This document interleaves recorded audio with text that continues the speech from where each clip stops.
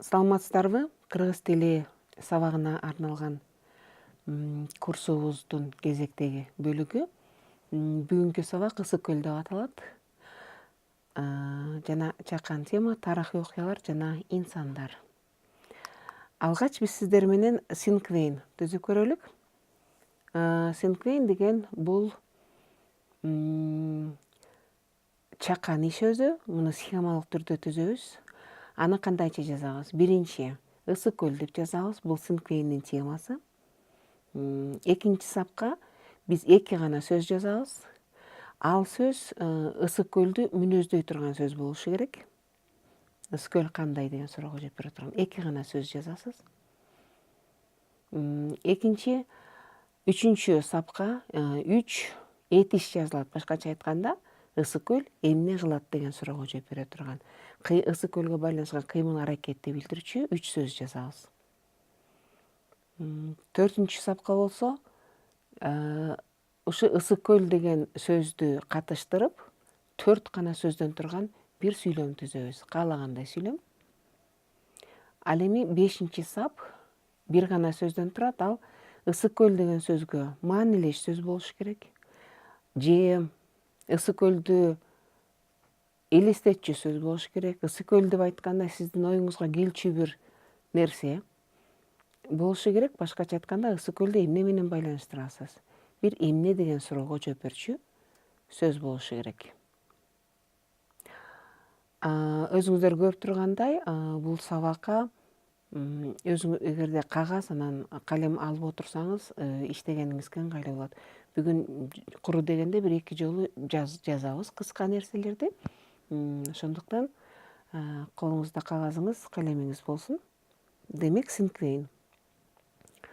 Биринчи сап Ысык-Көл, экинчи сап Ысык-Көл кандай деген суроого жооп берчү эки сөздү эстеп көрүңүз. Үчүнчү сап Ысык-Көл эмне кылат деген суроого жооп берчү 3 сөз. Төртүнчү сап 4 сөздөн турган сүйлөм. Ал сөздөрдүн бирөөсү Ысык-Көл. Жана 5-чи сап Ысык-Көлдү элестетчү сөз. Ысык-Көл деген сөзгө маанилеш болчу сөздү же Ысык-Көлдү сиз эмне менен байланыштырасыз? Ушул сөз жазылышы керек. Мисалы, мен өзүм да бир синквейнди мисал келтирем. Мисалы мындай болот. Биринчи сап Ысык-Көл. Экинчи сап терең, туздуу. Бул жерде каалаган мүнөздөмөнү жазсаңыз болот. Үчүнчү сап менин мисалым. Сергитет, толкуйт, чакырат. Төртүнчү сап мен түзгөн сүйлөм 4 сөздөн турат. Бири Ысык-Көл. Ысык-Көл кыргыз жеринин бермети. Жана акыркы сап Ысык-Көл мен үчүн эмне? Ысык-Көл дегенде мага эмне элестейт? Мен керемет деген сөздү алдым. Өзүңүзгүн да карап көрүңүз. Эгерде жаныңызда дагы чогуу угуп отургандан болсо, экөөңүздөр бири-бириңерге синквейниңиздерди көрсөтүп тааныштырсаңыздар болот. Эми кийинки суроо. Биздин сабак Ысык-Көл тарыхый окуялар жана инсандар деп аталат дедик. Сиз кандай дейсиз? Биздин сабакта эмне жөнүндө сөз болот? Сиздин божомолуңуз боюнча. Деги эле Ысык-Көлгө байланышкан кайсы тарыхый окуяны же тарыхый инсандарды билесиз? Эстеп көрүңүз, жазып көрсөңүз да болот. Кимдер эсиңизге келет? Ысык-Көл аймагына, Ысык-Көлдүн өзүнө байланышкан кандай тарыхый окуялар эсиңизде? Мурункубу, кийинки болуп атканбы? Эми болсо, эгер эстеген болсоңуз жакшы, жаныңыздагы адам менен бөлүшүп көрүңүз. Кайсы окуяларды же кайсы инсандарды эстедиңиз, кайсы кишилерди? Деги эле Ысык-Көл менен байланышкан кандай тарыхый адамдар бар? Тарыхчылар болобу, саякатчылар болобу, саясатчылар болобу, же искусство адамдары болобу, кимдер бар деп ойлойсуз? Мисалы, мен жазат элем. Мисалы, улуу манасчы Саякбай Каралаев Көлдөн чыккан. Ысык-Көл менен орус саякатчысы Пржевальскийдин аты байланыштуу. Жана башка көп адамдар бар. сиздин да эсиңизде келди болуш керек. Бул инсандар жана башкалар. Эми болсо текст менен иштейбиз. Текст адаттагыдай эле сиз угасыз. Бирок текст угаардын алдында сиз өзүңүздүн кагазыңызга таблица түзүп алышыңыз керек. Бул таблица 2 бөлүктүү күндөлүк деп аталат. Анын көрүнүшү мындай. Сиз кагазыңызды 2 бөлүккө бөлөсүз тигинен. Биринчи бөлүгүндө сиз тексттен үзүндү деп жазыңыз башына. Сол жак бөлүгү болот. Ал эми оң жак бөлүгүн чечмелөөңүз болот. Сиздин өзүңүздүн менин чечмелөөм деп жазып алсаңыз болот. Мен бул жерге тексттен үзүндү, анан чечмелөөңүз деп жаздым. Кандай иштейсиз? Бул таблицаны кантип пайдаланасыз? Мен текст окуп берем. Сиз көңүл коюп угасыз. Анан тексттен мазмунунан сизге кезиккен бир кандайдыр бир өзгөчө таасир кылган жери болсо, ошону кыска жазып алыңыз же бир негизги бир сөздү, ошол эсиңизге сала турган бир сөздү жазып коюңуз. Өзгөчө таасир калтырган жер деген эмне? Мисалы, аябай жакты сизге. Бир күтүүсүз бир жаңы нерсе болду сизге. Ушундай мааниде болсо да, же аябай такыр жаккан жок сизге. Аябай терс бир ойду жаратты. Ошону жазып койсоңор болот. Экинчи дагы эмнени жазсаңыз болот? Кайсы бир нерсени эске салган жери бардыр балким. Ушул текстти окуп атканда кандайдыр бир нерсе оюңузга келеттир. Өзүңүз билген мурда угуп жүргөн нерсеңиз. Ошону жазып коюңуз. Жана дагы эмне жазсаңыз болот? Текстти окуп атканда албетте суроо пайда болушу мүмкүн.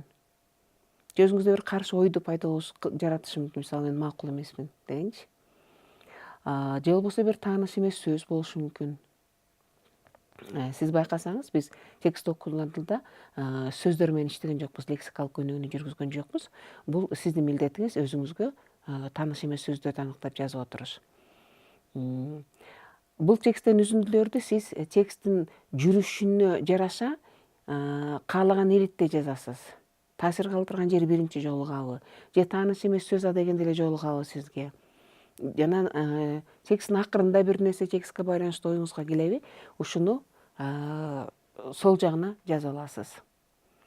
Анан текстти аяктап бүткөндөн кийин угуп, анан сол жагын толтуруп бүткөндөн кийин биз сиздин чечмелөөңүзгө байланышкан ойду жазабыз дагы, анан таблицанын оң жагын толтурабыз. Бул текстти түзүү боюнча уюштуруучулук, түшүндүрүү иши болду. Эми болсо тексттин өзүн угабыз. Биринчи көңүл коюп угуңуз албетте. Анан сөзсүз таблица толтуруп отурганды унутпаңыз. Демек, текст. Текст гезиттен алынган макала. Ысык-Көлдү кантип агызгысы келишкен деп аталат. Демек, текст. Бул жөнүндө азыр жаштар билбей калышты. Тарых булактарында да жазылып калган эмес. Эл арасында айтылганында кулагыбыз чалган жок. Бирок көрсө, 30-жылдары Ысык-Көлдөн чүйгө суу алып, айдоо аянттарын сугарууга жана электр тармагында колдонууга чоң даярдык көрүлгөн экен.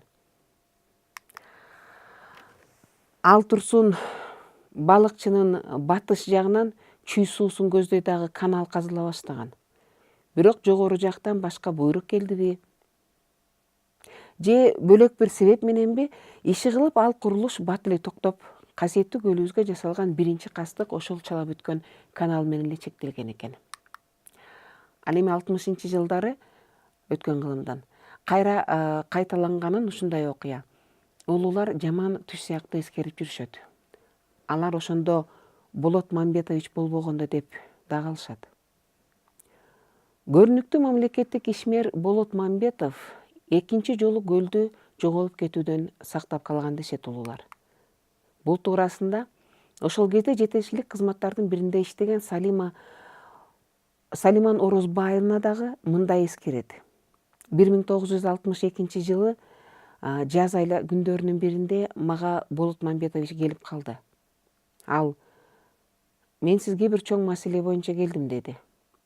Казакстандын жетекчилиги Ысык-Көлдү буруп, Казакстан менен Кыргызстандын чегиндеги айдоо аянттарын сугаруу жөнүндө саясий буйругу маселе коюптур. Кээ бир жолдоштор да бул сунушту колдогудай. Биздин арабызда аябай катуу талаш тартыш болуп атат. Бирок мен каршымын. Элдин бактысына жаралган көлгө кантип кыянаттык кылабыз? Кийинки муундарга эмне дейбиз деди.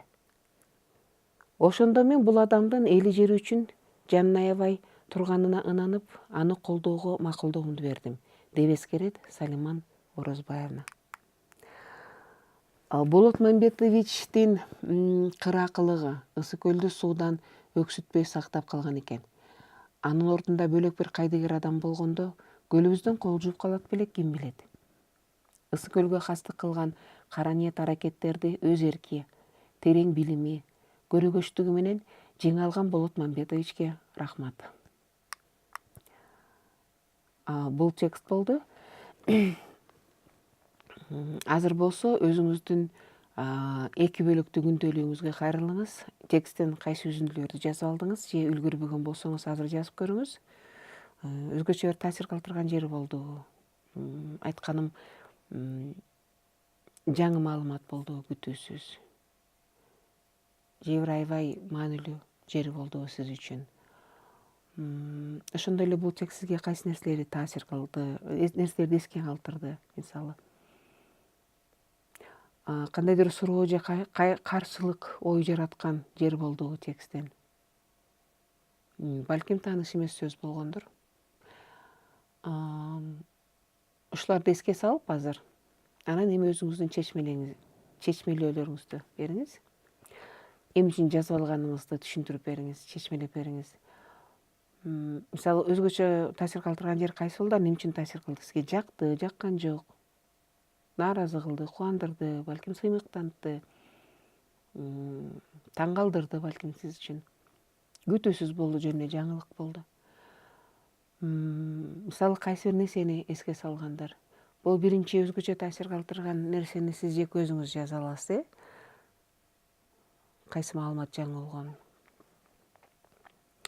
Мисалы мен бул текстти окуганга чейин, ушул макала мага туш болгонго чейин, мен негизи көлдү агызып суусун пайдаланып түгөтүп салыш керек деген ой бүрөгө келгенин аябай билген эмес. Мен үчүн бул күтүүсүз болду да, чоң жаңылык болду.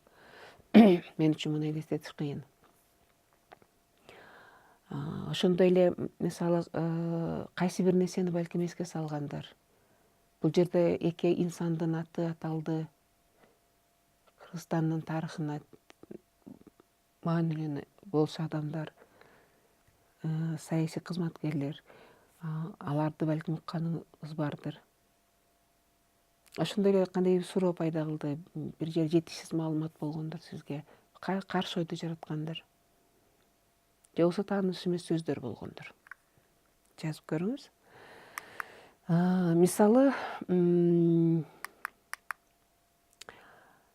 мага эмнелерди эске салды, ошону баштасак да, мисалы. Байыркы Фуцина көлү мисалы эске түштү. Бул байыркы Римде болгон экен. Аны атактуу Юлий Цезарьдын мезгилинен баштап эле кийинки Римди башкарган адамдар ошо суусун кургатып таштаганга, агызып жиберүүгө көп аракет кылышкан экен. Анан акыркы жолу толук көлдү какыштып салышкан. Бул 19-чыгылымдын орто ченинде болгон экен. Азыр менин билишимче ал жерде аябай кең аянт ошо көлдүн ордунда. Негизинен айыл чарбачылыгына колдончу тала жатат да. Мен ошо көл жөнүндө ошо сууну агызып таштоо керектигин ушу Фуцина көлү эсиме түштү.